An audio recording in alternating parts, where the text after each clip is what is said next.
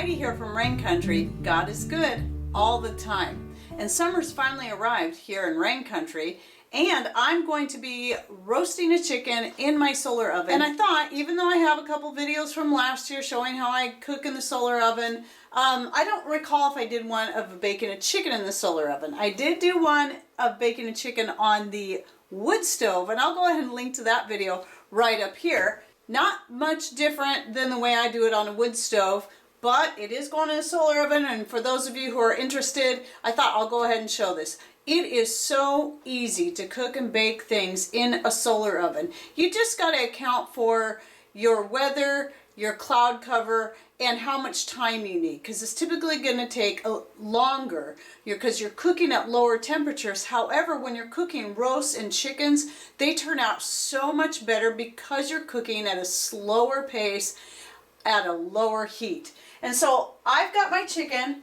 in my pan. Now I'm using the Solarvore oven. I've had a Solarvore oven for about 7 years, I think it is now. And it was the first solar oven we ever came across when we got looking into them. And so I've been using it all this time. And even here in rain country, and sometimes even on partially cloudy days, I've been able to cook things pretty good in it. Now, I am interested in a sun oven as well. They are made a little bit differently. One thing I do like about the Solarvore is I can fit an oval-shaped pan like this in there. So if I'm doing like a big casserole of enchiladas or whatever it is and I want this pan, it fits easily in my Solarvore oven and still has room for a couple other smaller things in there, or side pans. But the sun oven I know is constructed just a little bit better. It's got a glass top rather than plastic. Mine is like a double plastic. So it just kind of depends on what you're looking for. I don't think there's a huge difference in price. I'll go ahead and link to both ovens at the Amazon store down below. So anyway, let me take you over here and show you how simple this is to prepare. Okay, so right here I got my chicken. It's just, I just rinsed it off, took the giblets or giblets, however you want to pronounce it, out. And we don't typically use those. I personally don't like liver. I'm a very non-picky eater, but liver is one thing I've never learned to like. But I can feed it to the dog and some of the other parts too, because it's good for them to have that raw chicken. So what I don't usually do, but for those who want a nicer look to their finished product, tuck those wings under just like that. You just pick it up and tuck it under, and whoops, get those feathers out if there's any feathers left. And this isn't one of our own chickens, but it is the most organically raised, naturally raised chicken that we can buy available. I don't buy the certain commercial browns at all, and it's pretty local. So I just tuck those wings under, and then right here I've got a few potatoes. So this is a nice thing about using this, even though I can fit it in the smaller round pan. The one thing I like about the oval pan is if I want to throw my potatoes or other vegetables right in with the chicken, I can do this with my oval pan, and I will link to the oval pan below. All right, just washed up my hands from touching that chicken, and you can put your potatoes in whole. It depends on how long you want to bake your chicken. I like to quarter them up, and then I just throw them around in there, just wherever they land. And this is actually quite a bit of potato for us, but I always like to cook up extra just in case. Never know, company might show up. One of our sons might show up or something. So having a little extra potato in there is always good. And I can pile quite a bit in here. Okay, we'll go ahead and throw those there. Now, one thing I like to do, but is totally unnecessary when baking in a solar oven, is I still like to add a little bit of water so I can make sure I have some broth, but just a little bit. Now, if I'm putting this on the wood stove, I'm going to put a lot more than that. But I do, because this is going to make its own broth. In the solar oven, if you add too much water, it will actually slow down the cooking process. You need to keep it as water-free as possible when it comes to baking something like this, but I still like to have that little bit of water, but it's not necessary. It's not necessary to keep the chicken from drying out, because it won't dry out without adding any water. I just like to make sure I have a good amount of broth when it's all said and done. And then I don't go fancy. I just sprinkle a little bit of my homemade seasoned salt over everything. And I do have a recipe on this. I'll go ahead and link to that right up here. A little extra garlic. There's garlic in my seasoned salt, but we always like a little extra garlic, or maybe a lot extra in some cases.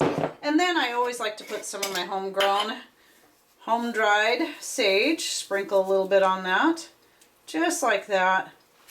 And whatever other herbs and spices you would like to add. And then put the lid on.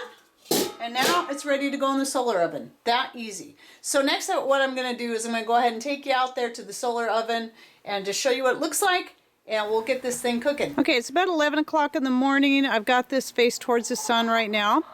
And you can see the thermometer in there is reading almost 200 degrees. I just got this set up just before starting to shoot the video. So it hasn't been that long. It's already heated up to 200, and it will get hotter than that. So let's get this chicken in there. Okay, got the chicken in there. Gonna put the top on. And it looks like this because I just recently cleaned it off because it had been sitting outside, so I had to wash it down so it looks a little wet.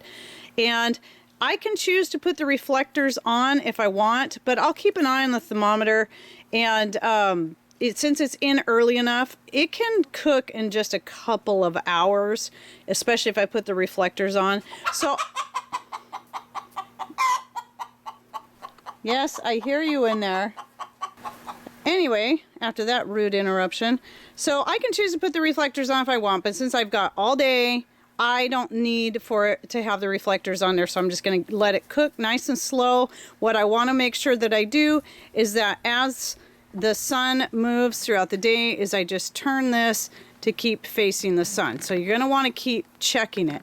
Now, if it's something where you're going to be gone all day, then you simply just set it in a direction where it's going to be catching the sun at the hottest part of the day, and consider whether or not you want to put your reflectors on. It depends on what you're baking, how hot it is, and how long you're going to be gone.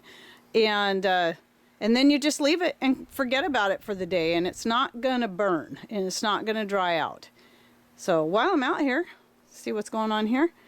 This is my squash coming through. This is the last of the potatoes. I've already dug up the potatoes I put in with the chicken are the ones that I dug up from out front. And when I dug up that whole patch so I could make room for other things, and I'll do an update on that soon. And you can check out my last video. I'll go ahead and link to it up there in the corner.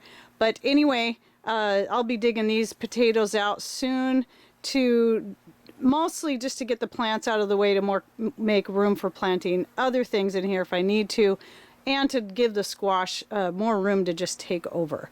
So there that is. But I think I said I dug out of my other two main potato patches, I dug up a total of 56 pounds of potatoes so far.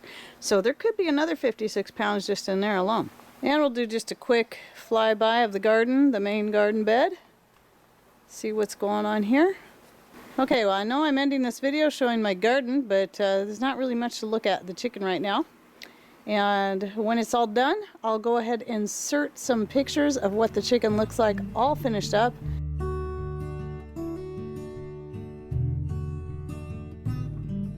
And it's that easy, just letting it sit in the sun and cook all day, and then when you're done with your hard work in your garden and on your farm, your dinner's all ready to go. I will be making a salad to go with that, with all the goodies coming out of my garden, including some snow peas. So I hope you enjoyed this video. Thanks for watching. Take care, and God bless.